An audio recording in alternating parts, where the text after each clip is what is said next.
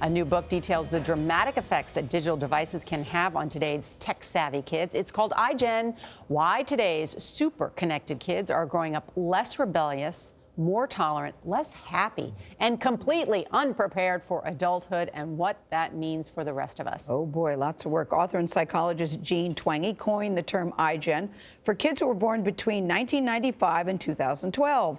This is the first generation to spend their entire childhoods with smartphones and social media.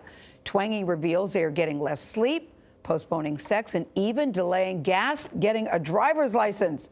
The book is published by Atria, that's an imprint of Simon & Schuster, which, by the way, is a division of CBS, and Jean joins us at the table. Hello, Jean. Hello. We all sort of are clutching our pearls about their delaying their driver's license, because didn't we, guys, when you turned 16? So wanted that. Yeah, it was freedom. Yeah, it was the first thing you wanted to do was go to the DMV, but you said they delay the driver's license, they don't get a summer job, they're delaying sex, they're hanging out with their parents. What is happening with this group?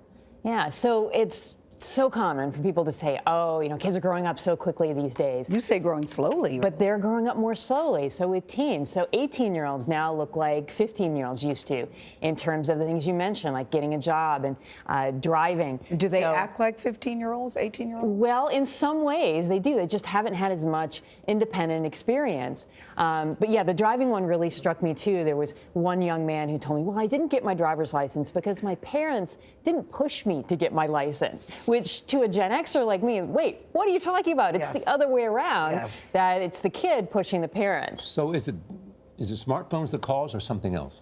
So with this trend of growing up slowly, there's a bunch of causes going on. It's a really broad cultural trend with drinking alcohol less and not getting a job and not dating as much, not having sex during high school. Its overall development has just slowed down, that teens are just taking longer. But why? So the why question is always a little hard to answer with this, but it's probably, at least partially, because people have smaller families, they expect their kids to go to college, they nurture them more carefully, and then these trends started to accelerate with the smartphone, because a lot of them have to do with getting out of the house. And when you're talking to your friends all the time, when the party's on Snapchat, you don't have to drive as much or go out without your parents as much. I thought this was fascinating. You write of the iGen's mental health, quote, there's not a single exception.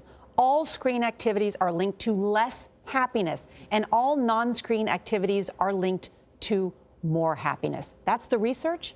Yeah. So if you look at these big national surveys of teens that ask them what they do with their time, so things like homework, sports, reading, getting together with their friends, all of those non-screen things, they're all correlated with greater happiness. And you think about anything that's done with a screen, texting, social media, TV, online, computer games, all of those are correlated with lower happiness. You talk to so many iGens all around the country, and one of the reasons you say it's important to do that is to talk to this group at the same age, so you get it from them rather than older people comparing what they're going through. Right. What was your overall takeaway when you talk to the different groups and compare them to the millennials? Yeah, so I drew from survey data on 11 million young people that's been collected since the 60s and 70s, then about 200 in-depth surveys, and then about 25 who are interviewed in depth. And really, I think the smartphone's one of the keys in explaining why they are so different